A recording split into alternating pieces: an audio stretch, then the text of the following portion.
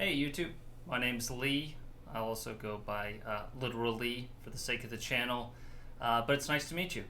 So this is going to be my first video, and I'm just going to do like a top 20 for the year 2022 in my personal opinion.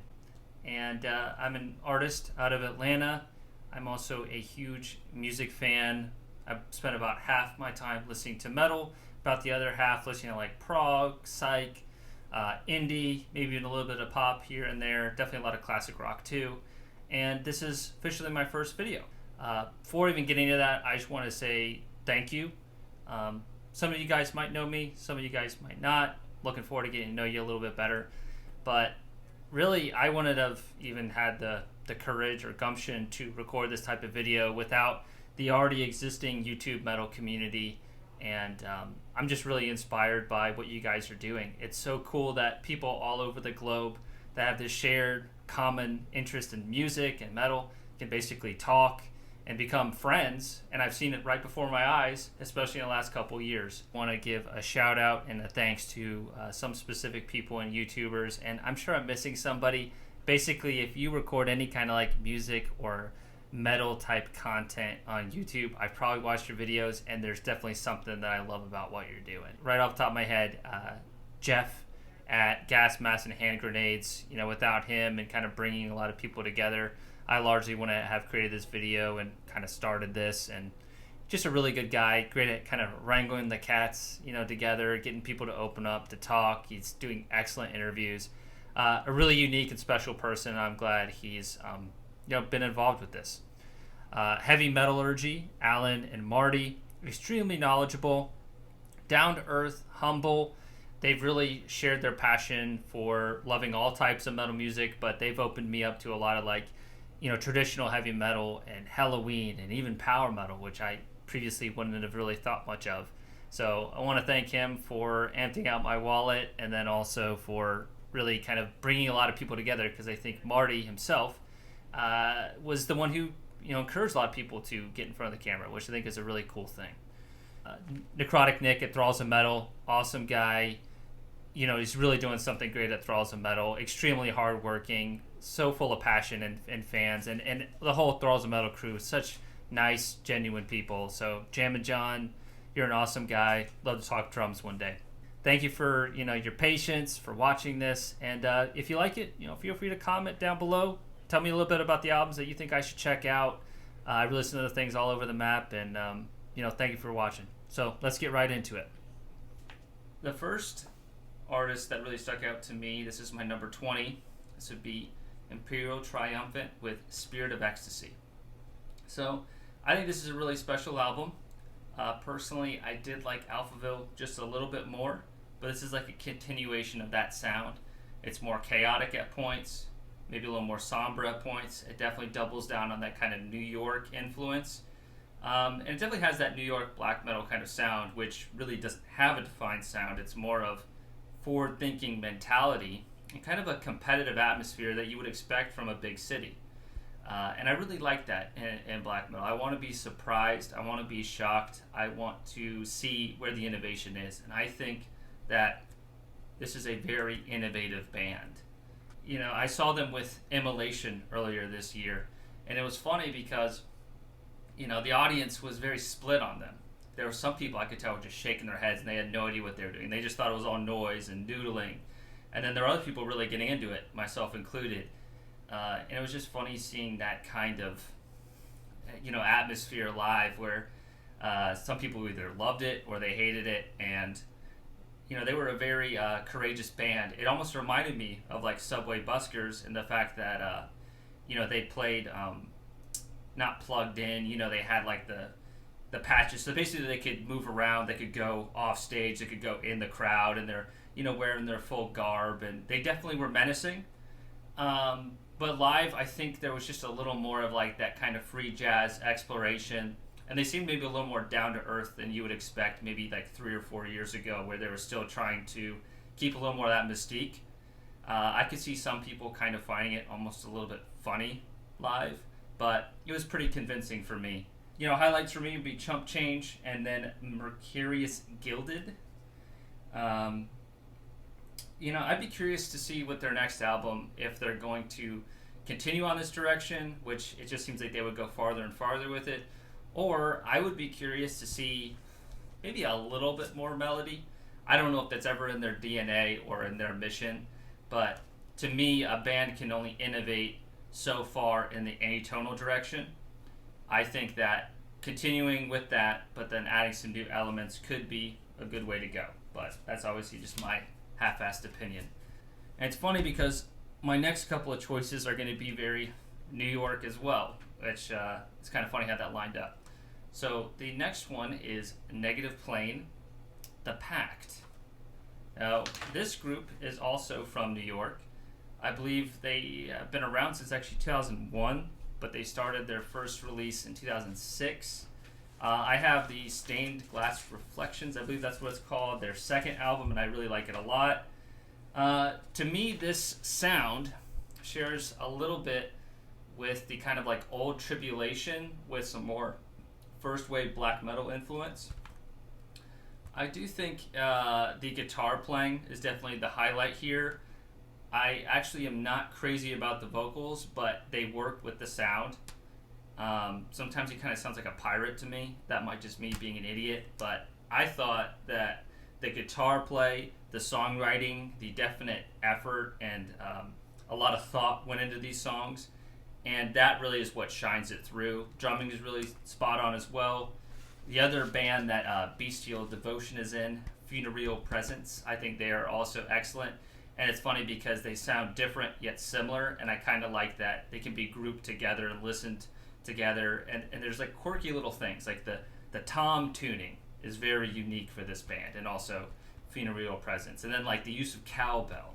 Like these kind of little things add their own unique flavor, and every time I listen to this album, you hear something different, and it just makes you love it more. So this is definitely a grower album. This is a band out of New York, and yeah, another, if you want forward-thinking black metal that's not as jazzy, just a little more adventurous and fun, I think this is a really solid release. The next one is a band that actually released 2 albums this year, but if I had to pick one, I would go with, so that's upside down here, KRALLICE with Crystalline Exhaustion. Crystalline Exhaustion came out in January, I believe, and it's one of those albums where I feel like they're just continuously going down this more synth-heavy direction, and it actually softens the edges a little bit, and I think in a good way.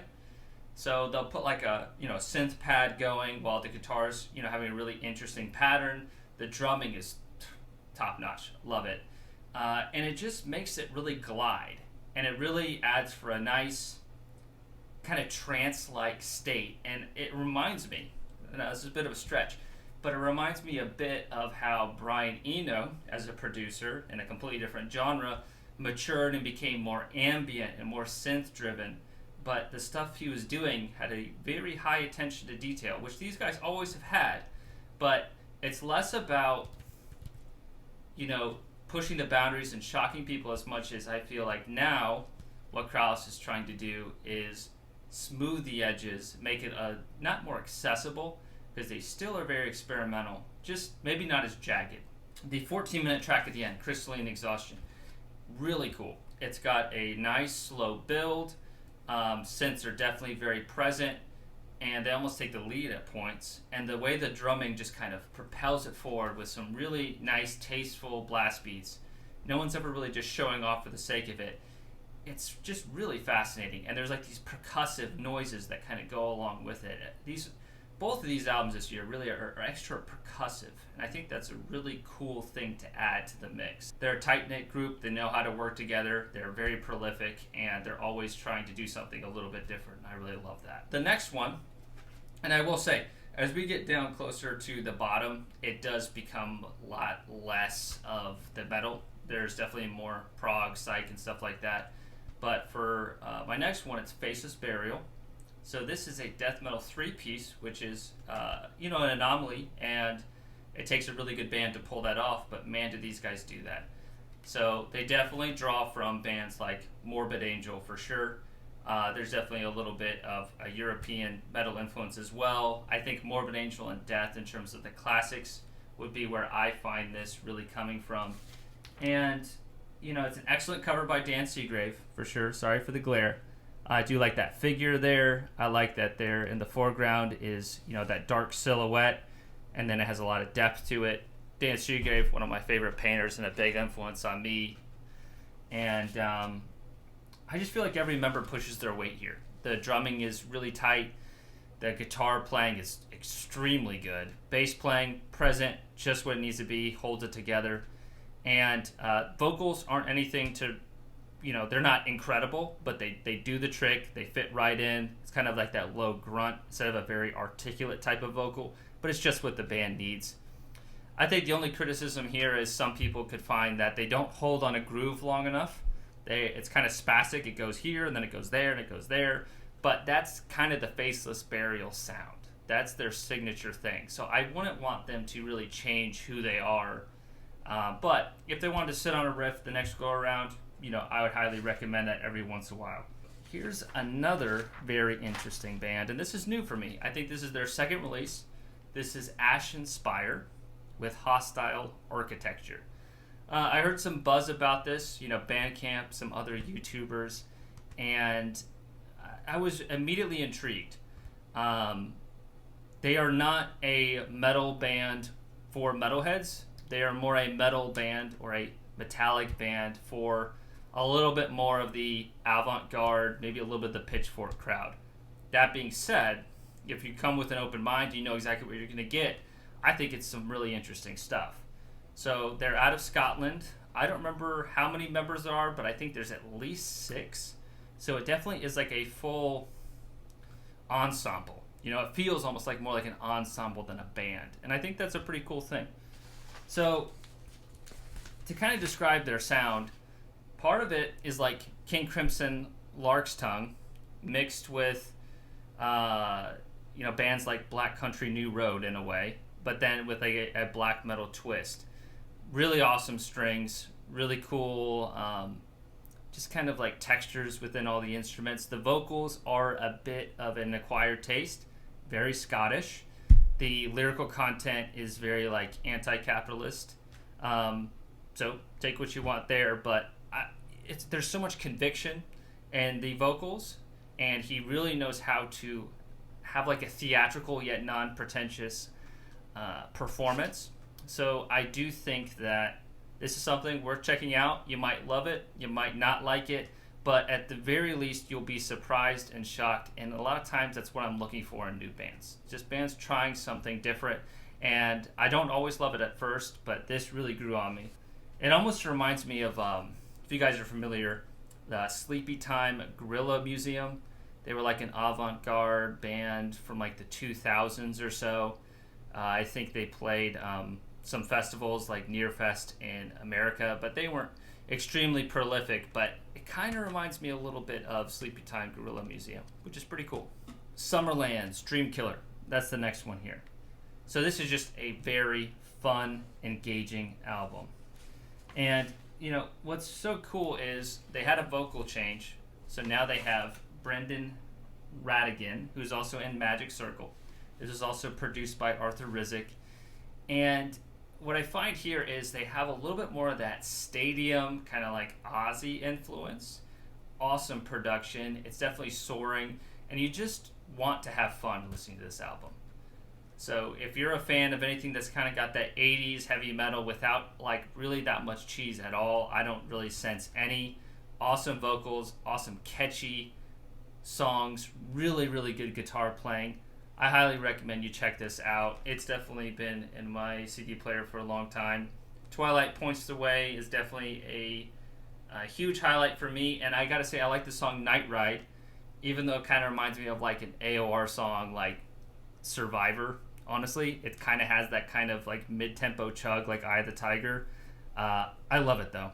Next one I have here, we got Father Be Fouled. So Justin Stubbs, he is the songwriter, vocalist, guitar player in the band. Drummer is relatively new. His name's Amos Rifkin. He also does a lot of the promotion in the Atlanta area for metal shows, so you can thank him for a lot of underground bands coming through. But man, this is their best album yet, and I genuinely mean that. The production's the best, the songwriting's the best, the drumming definitely is an improvement. And I just really am rooting for these guys. If you see them live, I gotta say, like, Justin's vocal presence on the record and even live, it's more like felt more than heard, because it is fairly low in the mix.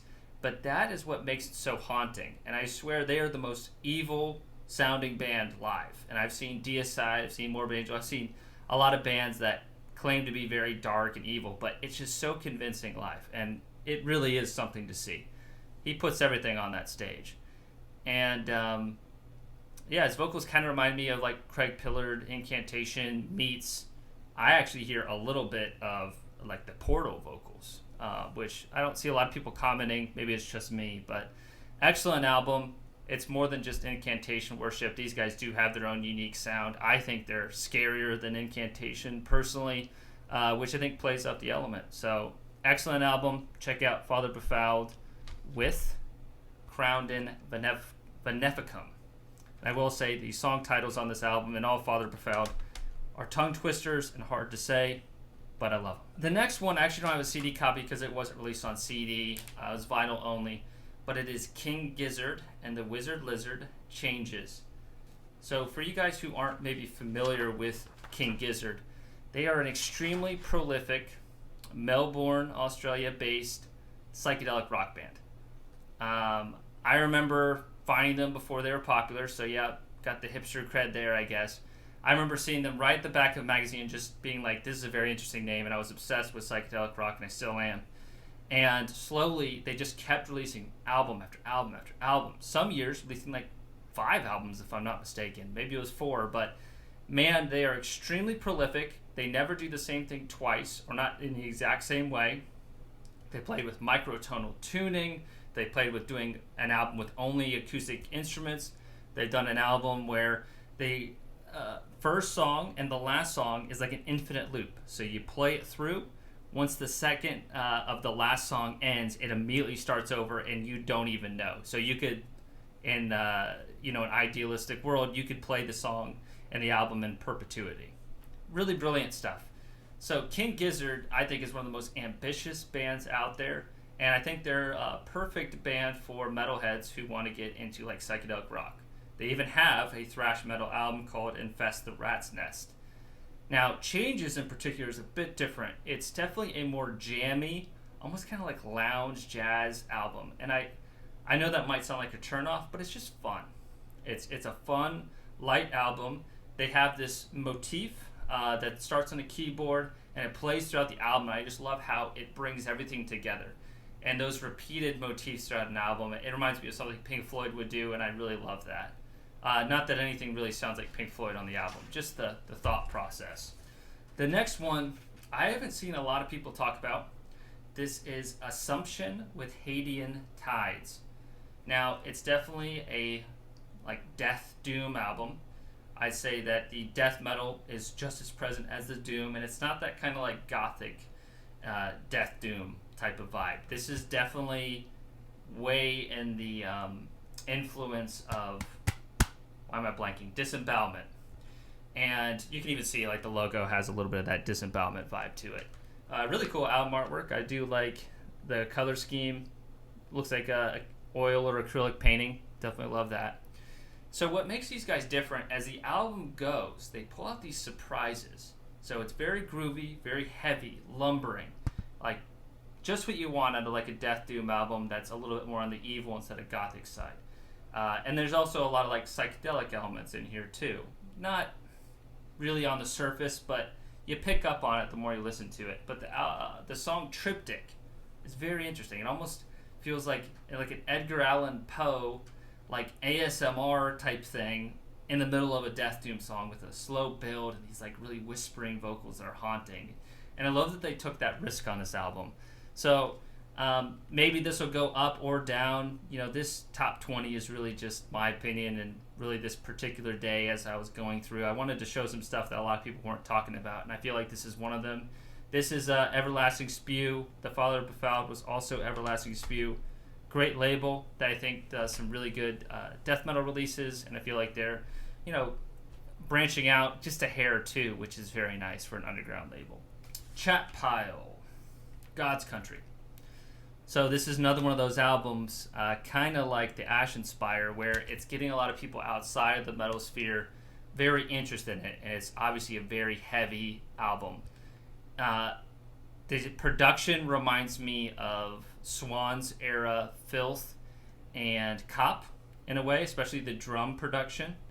There's definitely some like gothic tones, kind of like Sisters of Mercy, but this is a very oppressive album.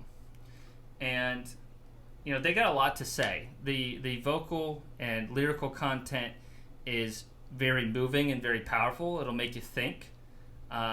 You might find that you don't agree with everything that they're saying because it's very nihilistic, I guess you could say, and extremely anti-capitalist. But you can't help but listen to like the lyrics and why, and kind of think about it from outside of your normal day-to-day reality. He's saying, why do people have to be outside? And damn, it's like 10 degrees in Atlanta, which is nuts. And he's saying, why do people have to be outside if there's buildings? And it does kind of get you to think, especially the way that he performs it. So excellent album. I get why it's getting a lot of praise and press. I found out about these guys in 2019. They had an EP that fell under the radar, and I'm glad that this one is getting a lot more attention. All right, so shifting gears, you're going to notice a little bit less metal as we get down. There's still a couple others, but I would challenge you guys to check out this album by Daniel Rawson, You Belong There. So Daniel Rawson was one of the primary songwriters of a band called Grizzly Bear. They released a lot of great albums. They're one of my favorite bands by far. One of the ones that you'd want to check out would be called Yellow House or Vakitamist. But they are a brilliant band. Excellent players. The songwriting is so soulful, and it really just hits you home. And there's no band that sounds quite like them. And that, really goes into Daniel Rawson here. So there's a lot of classical guitar here, kind of like a Nick Drake influence you could expect. Extremely good percussion and drums by Chris Bear, who also was in Grizzly Bear. One of my favorite drummers, very underrated. And, I saw Daniel Rawson live earlier this year. He was at a place called Variety Playhouse, which is like an 1,100 cap venue. And I think there was about 50 or 60 people there. It was super intimate. I got up right near the stage, did a little bit of recording, obviously watched and was fully engaged. And you could just tell the emotion and sadness while he's performing. Maybe the fact that he's playing this fairly large theater with so few people, maybe that was a little bit saddening in a way, but man, everybody was such a respectful audience that night. Everyone was just super quiet, very polite, good claps. In between songs, it's just him up there, so he tried to break the ice and try to talk a little bit. He's definitely not like a intentionally charismatic frontman. He is just an extremely good songwriter, and you can just tell he's a very genuine person. In terms of songs, they're all excellent. Shadow in the Frame is a really cool song. I think they might have released that as one of the singles. But it has like this almost like fluttering vibe, and the drumming kind of adds to that. It reminds me of like, leaves and like in the fall air just kind of swooping while the gusts, guide them through. Just excellent atmosphere. You Belong There. Wow. So this is definitely different for him. It starts out with like almost like a ominous Stravinsky kind of like strumming, like a Stravinsky orchestra. And there's a, upright double bass, and there's cellos, and there's a string section, and it just slowly builds into this free jazz explosion, almost like Alice Coltrane. And man, it's awesome.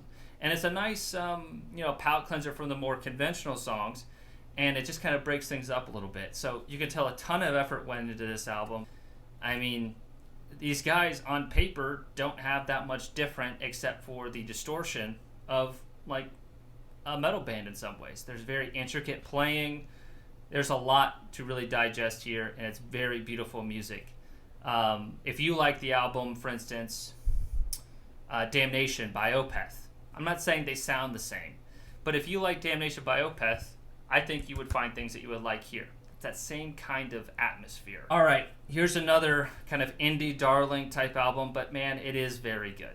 It is Very good. This is Black Country New Road, and the album is called Ants from Up Here, I believe.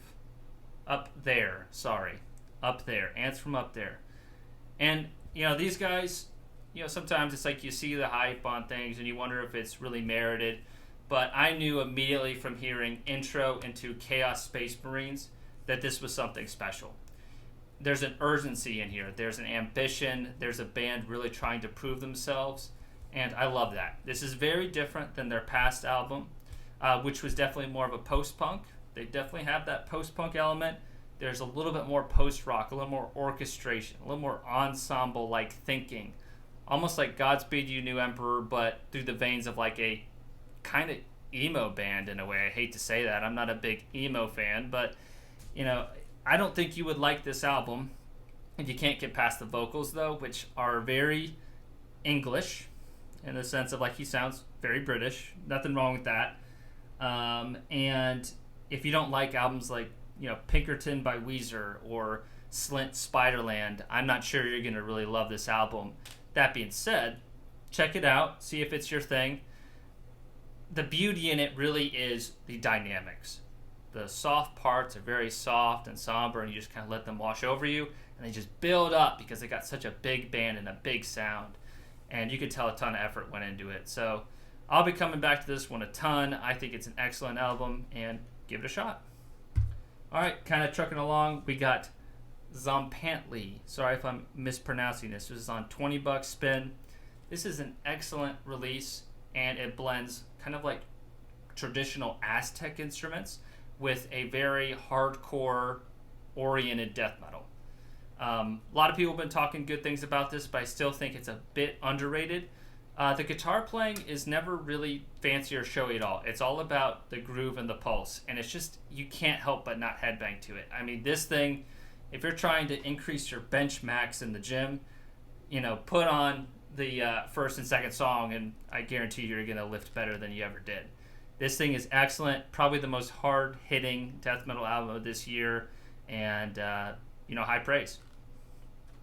All right, so keeping the death metal train going, this is probably my favorite death metal album of the year, although there are a ton that I don't have listed here. I love the Artificial Brain album. I love Reeking Aura, which also has Will Smith on vocals. But let's talk about Mortuous. So I saw these guys earlier this year as well. They were with Skeletal Remains, and just a really tight band. Definitely have that Finnish kind of element, especially in the intricacy of the guitar playing and then also the vocal delivery. But there's definitely, you know, the American influence as well. I love that there's some violin at parts, but it's very subdued. You know, it's all about the guitar playing, the drums, the songwriting. I think my favorite song on here is Carve. I think that's probably the best death metal song of this year. You know, my opinion, obviously. But man, this thing is just good. There's a little bit to digest with each, you know, new listen. Some people say that, you know, it could have like held down the groove a little bit more, but I like the amount of spastic energy mixed with that kind of repeatable groove to, like, you know, bang your head to. But yeah, if you like a Drumalek or a Demolic, this is awesome, you know, to check out, and I think it's a big step up from their first one. Number 6, we have Oceans of Slumber with Starlight and Ash. You know, they definitely made a bigger risk with this album, and they put the vocals more front and center. They trimmed some of the riffiness back. They have the still emotional impact of metal, and there is heaviness in there, but the vocal hooks and the drumming is front and center. And it makes sense, because Cammy and Dauber are husband and wife, and once again, I saw this band live, unfortunately to a very small audience. I mean, they blew us away. Like, it was one of my favorite shows of this year by far, but I mean, we're talking like 30 people.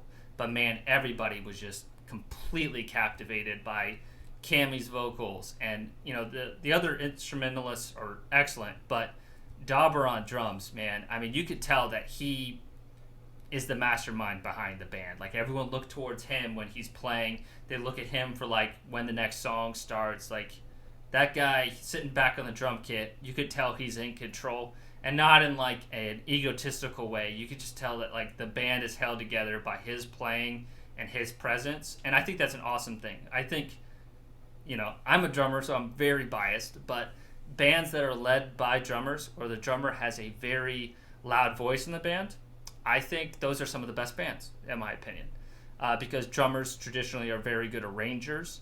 They hear things in the big picture. They hear dynamics oftentimes better than guitar players. These are maybe some hot takes, but I just think that they are firing on all cylinders, and they need, in my opinion, just the right marketing to get into the right crowd. The challenge right now is the underground is aware of Oceans of Slumber, but the sound that they're going for is a little bit more mainstream prog accessible.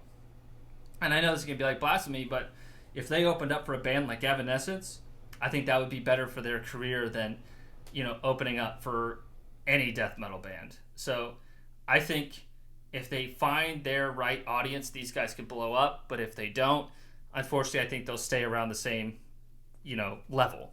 For me as a listener, I'm fine with that, but I wish the best for these guys, and I think they have something very special, and maybe it won't be appreciated until a little bit later.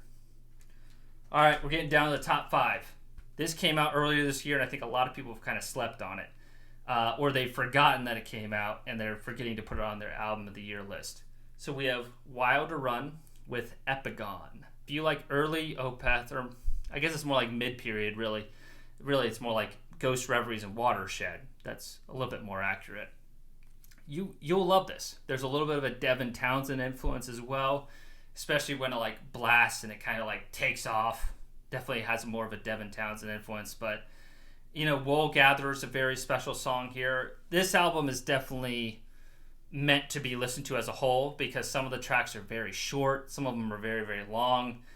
It's really hard to just pick out a song because of how it's written, but it's excellent. It ends with a Radiohead cover with Everything in Its Right Place, which I thought was a really cool way of ending, especially after the chaos of the Distraction, 1, 2, and 3 kind of series, and then Distraction Nola. But excellent album. If you like prog, check this thing out. All right, here's one. This is Sonya with Loud Arriver. I think this came out kind of in the fall, and I heard some people talking about it. I wasn't like blown away by the album cover, so I wouldn't have checked it out otherwise. But man, this thing is excellent. So the singer and guitar player was previously of Absu. Unfortunately, she was ousted from Absu for being trans, but man, she really came back with an album that I think is, it's not like Absu at all, but it is so awesome and just massive. In a way. It's super fun to listen to. It's exciting. It's got ambition, but mostly it's just got really catchy hooks and chops. If you like Unto Others, I think this would be a very good album to compare it to. It definitely has its own flavor too. A little bit more traditional heavy metal and less goth, but you could tell there's a little bit of that vibe. Just, some quick facts here. So Melissa Moore is the front woman. And Arthur Rizek produced this as well. And I think the song Pink Fog has a nice groove to it. When the Candle Burns Low. There's really no weak tracks here. So, highly recommend you check it out. And let me know what you think. All right. We have Wormrot and Hiss. This is number 3. This is released on Earache. And this is an excellent grindcore album that just bounces all over the place. So a little bit about these guys. Shortly after releasing this album, the singer and front person and their manager actually stepped away. They are a couple, so it kind of makes sense. And I believe it was on good terms. They want to just focus more on their family. But what a way to go out. So a lot of people have been hyping this album, and for good reason. It's got hardcore. It's got punk. It's got really cool orchestration. It has like some converge elements. And then really, most of all, it has their own signature sound, which they don't release a lot of albums. I think the last one was like 2010 or 11. But man, this thing is just ripping. It's grindy where you need to. It's forward thinking when you want a little bit of a break. It's got little palate cleansers in there. I love like the hardcore element. You just want to mosh to it. I just think it would be like impossible to not go ballistic live watching this. All right, number 2. So here's maybe a surprise for some folks that are a little bit more metal listeners. I have Animal Collective with Time Skiffs. So Animal Collective is a band that is like, when they are on, they are on. They hit me right here. It's got a psychedelic, beautiful, expansive vibe, beautiful harmonies. And when they are off, it's pretty unlistenable. Like, Animal Collective is very hit or miss, but man, I do love them when they're on. And this is a nice return to form, but also something that's a little bit different. It's very organic. It has a lot of cool instrument choices like xylophone, vibraphone, marimba. It's very percussive, and the vocal harmonies are just excellent, especially songs like Prester John and Dragon Slayer, Car Keys, that 1-2-3 punch. It's just awesome. So, in terms of where I'd rank this, I think Merriweather Post Pavilion is the best album by them, but this one is pretty close to the top. Just a couple things that stuck out to me, like the song Prester John. The vocal harmony at the beginning almost reminds me of Yes. I don't remember which band member has this particular tonality of his voice, but it almost reminds me of Chris Squire, which I thought was pretty cool. And there's also a song Walker, which reminds me of like a Brian Wilson Pet Sound song, except more contemporary and more psychedelic. And then it has all those really cool mallet-based instruments. So excellent album. If you're into metal, just try to see if you like it, and if you don't, more power to you. But man, it really stuck out to me. And then the last one, so this is my number one for 2022. My personal opinion, we have Lightwork by Devin Townsend. So it's Lightwork and Nightwork. And he's been talking about this album for a long time. I am a big Devin Townsend fan, not only just of his music, but him as a person.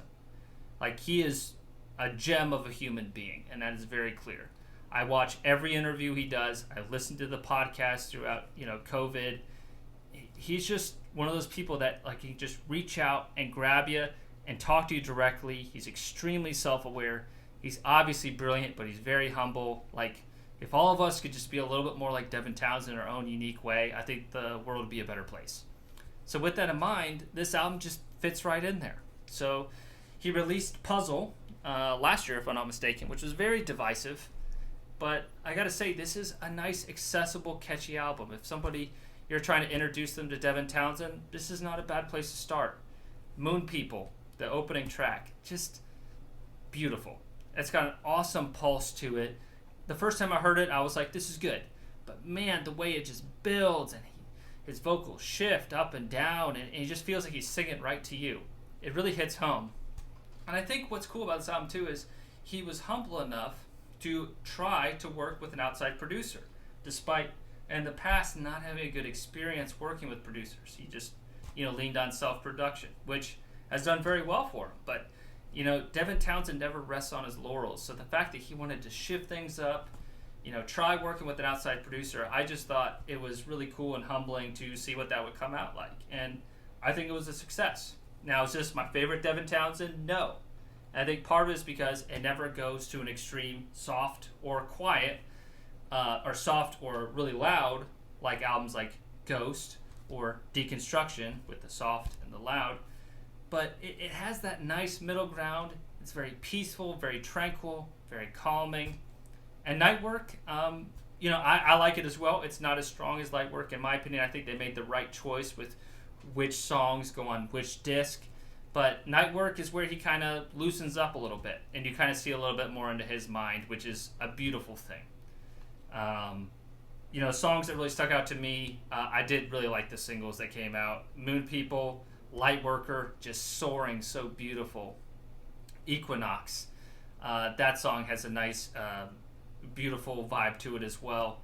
Call of the Void, really kind of simple, endearing pop song with awesome production, really good mature drumming, very restrained, but then it builds without being just like, really low and then really big. It's a nice gradual. Let's see what else. The song Heartbreaker has a really heavy production. It almost reminds me of like heavy as in like outer space. Kind of has a Ziltoid vibe to it in a way. But like it's almost like an asteroid kind of like bouncing around in outer space. That's what visual comes to my mind. Like it's like playing ping pong with the galaxy. But man, I think this is a very special album. We'll see if, you know, I return to it as frequently as a #1 pick should, but I'm a huge Devin Townsend fan, so it shouldn't be a surprise to anyone who knows me really well. But, you know, that really caps my first video here. I'm not sure how much editing I'm going to do. I'm obviously being pretty transparent with what I know and what I don't know here, but you know, once again, the people that inspired me to create this video, there's a ton. Metal Meltdown, Melanie Loves Death Metal, Ken's Death Metal Crypt. I mean, literally, I've gotten so much free entertainment over the last 5 years of just watching these people and kind of developing these parasocial relationships with them. And I just think it's a really cool thing that YouTube is not just a place where you post a video and then it just exists. It truly is a community, and anything I could do to kind of help be a part of that and maybe get better at this craft, see if it sticks along, I'm really excited to do. So thanks for watching this video. Obviously I can work on some professionalism, but you know, at the end of the day, I'm just trying to make connections with people. So thank you so much. This is Lee, literally. I'm an Atlanta-based artist who also is a huge lover of music. As far as what I'll do in the future with this channel, I love to do interviews, especially ones talking about album art, as that's a big passion of mine, but then also talking with other musicians and talking with other friends and doing live streams. So this will just be a, you know, kind of a side gig at most, but I really do enjoy it, and thank you for watching this video. And if you have any opinions on your top 20, you know, feel free to post them down below. I know mine are a little all over the place, and that's really what my listening habits are like, you know, authentically. And like, subscribe, and thank you so much. Take care.